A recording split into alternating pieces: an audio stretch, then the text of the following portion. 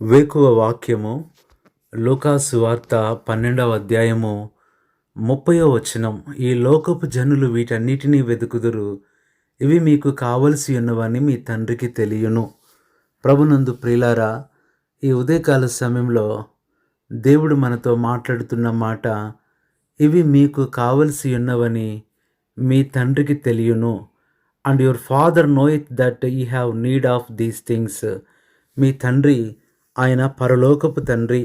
ఇక్కడ ప్రజలను రెండు రకాలుగా విభజిస్తున్నారు. నువ్వు ఉంటున్న చోట, నువ్వు ఉద్యోగం చేసే చోట, నువ్వు నివసించే చోట, నువ్వు ప్రయాణం చేసే చోట రెండు రకాల ప్రజలను చూడొచ్చు. ఒకటి లోకపు జనులు, రెండవది దేవుని జనులు. ఈ లోకపు జనులు వేటిని వెతుకుతారో పై వచనాల్లో, అనగా 28, 29 వచనాల్లో మనకు కనబడుతున్నాయి. ఏమనంటే, ఏమి తినాలి, ఏమి త్రాగాలి అని, ఏమి చేయాలి అని వారు విచారిస్తారు. రెండవదిగా దేవుని జనులు, వీరు దేని గురించి విచారించాల్సిన అవసరం లేదు, బాధపడాల్సిన అవసరం లేదు. ఇప్పుడు దొరకకపోయినా, ఇప్పుడు అవ్వకపోయినా ఒక దినం అవుతుంది. ఎందుకంటే వీరికి పరలోకపు తండ్రి ఉన్నాడు. ఆయనకి ఎన్నో పేర్లు ఉన్నాయి. ప్రియమైన తండ్రి, ప్రార్థించే తండ్రి, పరితపించే తండ్రి, పరిగెత్తే తండ్రి. అంతేకాదు, ఆయనే పరలోకపు తండ్రి. ఈ తండ్రికి మనకేమి కావాలో తెలుసు కాబట్టి మనం అడగకుండానే మన అవసరతను బట్టి ఆయన సొంత సమయంలో మనకిస్తాడు. ఒకానొక సందర్భంలో ఒక తండ్రికి 3 కుమార్తెలు ఉన్నారు. వారికి వివాహాలైన తర్వాత ఒక దినాన పెద్ద కుమార్తె దగ్గరికి వెళ్ళి అక్కడ ఒక రోజుండి వచ్చేటప్పుడు ఆమెను అడిగాడు, అమ్మా, నేను ప్రార్థన చేసి వెళ్తాను, దేని కొరకు ప్రార్థించాలన్నప్పుడు ఆ యొక్క కుమార్తె, అల్లుడు చెప్పారు, కుండల వ్యాపారం చేస్తున్నాం కాబట్టి ఎండలు ఉంటే బాగుండు, ఎండలు లేవు నాన్న, ఎండల కొరకు ప్రార్థించండి అన్నప్పుడు ఆయన ఎండల కొరకు ప్రార్థన చేసి, ప్రభువా మంచి ఎండలు దయచేయని వెళ్ళిపోయాడు. మరుసటి రోజు రెండవ కుమార్తె దగ్గరికి వెళ్ళాడు. ఆ కుమార్తె దగ్గర ఒక దినం ఉండి బయలుదేరేటప్పుడు ఆ కుమార్తెని అడిగాడు, అమ్మ, నేను ప్రార్థన చేసి వెళ్తాను, నీ ప్రార్థన అక్కర ఏంటి అంటే ఆవిడ చెప్తూ వచ్చింది, నాన్న, మరి నీకు తెలుసు వర్షాలు సరిగ్గా లేవు, మరి పొలం విత్తనాలు వేసుకోవాలి, కాబట్టి వర్షాలు బాగా వచ్చేటట్లు ప్రార్థన చేయమన్నప్పుడు ఆయన వర్షం వచ్చేటట్లు ప్రార్థన చేశాడు. మూడవ దినాన మూడవ కుమార్తె దగ్గరికి వెళ్ళాడు. అక్కడ ఒక రోజుండి వచ్చేటప్పుడు ఆ కుమార్తె చెప్పింది, నాన్న, మేము స్వెటర్స్ వ్యాపారం పెట్టాము, మరి చలికాలం అనేది ఇంకా మరి త్వరగా మొదలవలేదు, మరి దయచేసి మా వ్యాపారం బాగా సాగేటట్లు ప్రార్థన చేయమన్నప్పుడు ఆ తండ్రి చలికాలం కొరకు ప్రార్థన చేసి వెళ్ళాడు.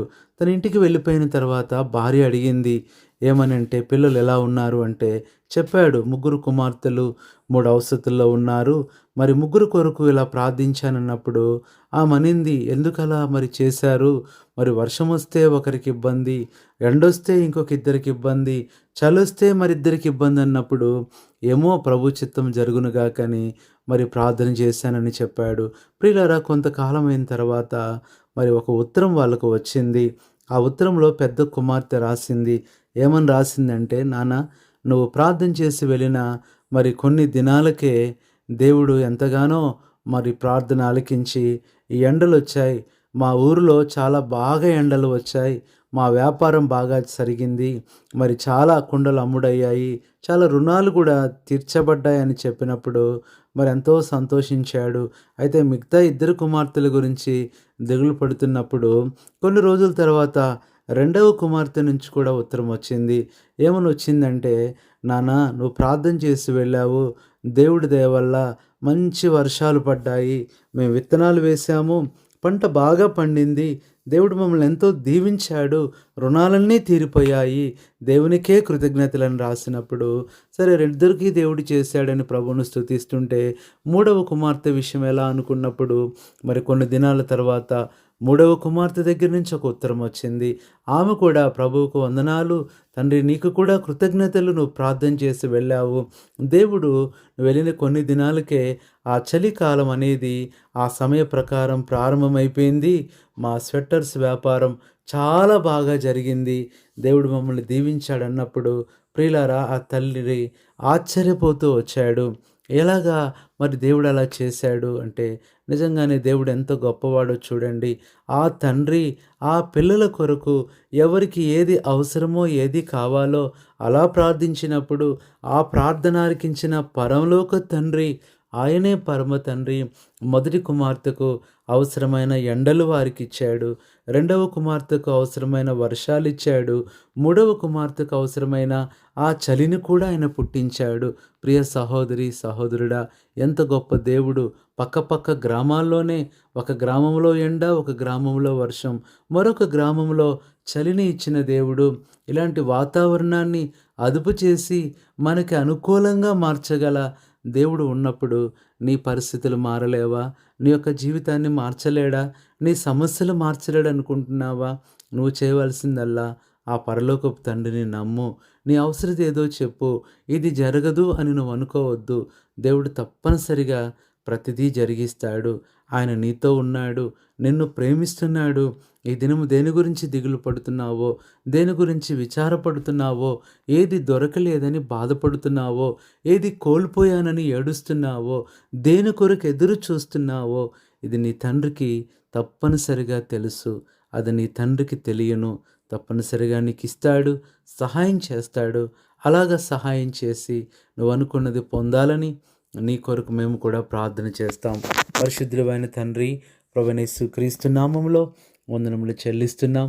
ఈ ఉదయకాల సమయంలో వేకువ వాక్యములో మీరు మాతో మాట్లాడుతూ వచ్చిన మాట, లూకాసు వార్త 12వ అధ్యాయం 30వ వచనం, ఇవి మీకు కావలసి ఉన్నవని మీ తండ్రికి తెలియను అన్న మాట ద్వారా మా తండ్రిగా మీరుండి మాకు కావలసినవన్నీ తెలుసుకొని ఏది అవసరమో అది ఇస్తున్నందుకు వందనాలు. ఈ ఉదయకాలంలో ఈ మాటలు వింటున్న మా ప్రియులకు కూడా ఏది అవసరమో అది వారికి అనుగ్రహించి సహాయము చేయమని వారిని ముట్టండి, తాకండి, స్వస్థపరచండి. ఏ అవసరం ఉందో, ఏ అక్కరుందో, ఏ దిగులుందో, ఏ పరిస్థితి ఉందో ఇప్పుడే మార్చి వారికి కావలసినవన్నీ అనుగ్రహించి మహిమ పొందమని ప్రభువైన యేసుక్రీస్తు నామములో ప్రార్థిస్తున్నాము తండ్రి. ఆమేన్. మన తండ్రి అయిన దేవుని ప్రేమ, మన ప్రభువైన యేసుక్రీస్తు కృప, పరిశుద్ధాత్మ దేవుని అన్యోన్య సహవాసం మనందరికీ సదాకాలం తోడయుండి నడిపించునుగాక. ఆమేన్.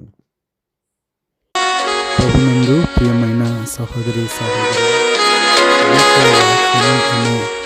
ఈ వేకువ వర్తమానాలు ప్రతిదినం ఉదయం 3 గంటలకు ప్రసారం అవుతుండగా మీరు ఆశతో దేవుని మాటలు విని ఆయన కొరకే జీవించాలని, ఈ వాక్యమును అనేకులకు వినిపించి మీరు అనేకులను బలపరచాలని ప్రేమతో మనవి చేస్తున్నాము. ప్రభువు మీ అందరినీ దీవించునుగాక. ఆమేన్.